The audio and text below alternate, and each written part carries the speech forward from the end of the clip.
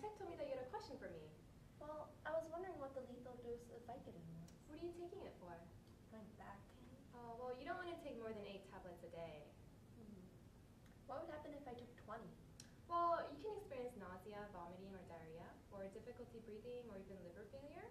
Would any of those kill me? I suppose, but there are a lot of easier ways to kill yourself. But I couldn't find my gun. Oh, you're funny. What other questions do you have for me? I guess nothing then. That's all I needed to know. All right, well, have a good day. All right, thanks.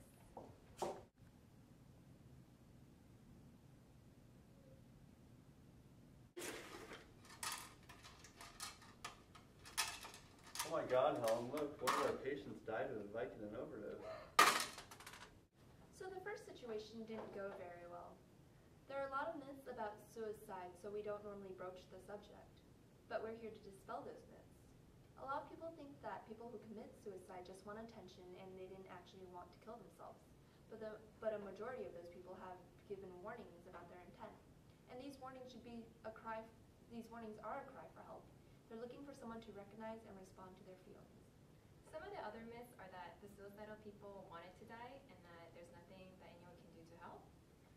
However, people in a suicide crisis have thoughts that are distorted, so they believe that the only way to escape from their pain is to die.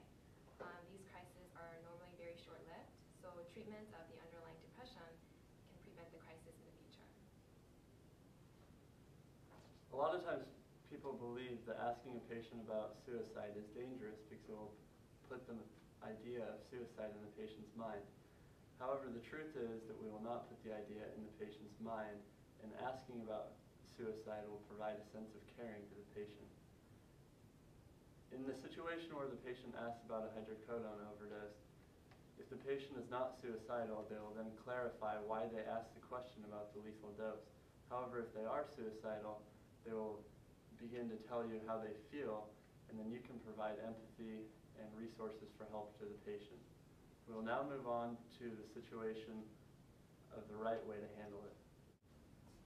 Hello, my name is Matt. I'm a Hi. pharmacist here. My technician said you had a question for me. Well, I was wondering what the lethal dose of Vicodin was. I'm concerned about the reason behind the question. Are you thinking about suicide?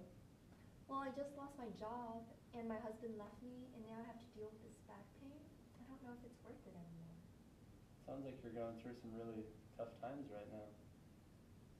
Well, everything was going so well before I lost my job, and now I have no purpose in life. Yeah, these are really tough times for a lot of people. Have you talked to a professional about any of this stuff? I think it would really help. No, I don't know who to talk to. No one will probably listen to me. Well, I really want to get you some support. I have the number for the National Suicide Prevention Lifeline, and would like it if you'd give them a call. I think they could get you the support you need. Okay. All right, I appreciate your help. All right, you can use the phone in my office, and we'll make sure that everything gets figured out for you. Does that sound good? Yeah, that sounds great. Okay. Thank you.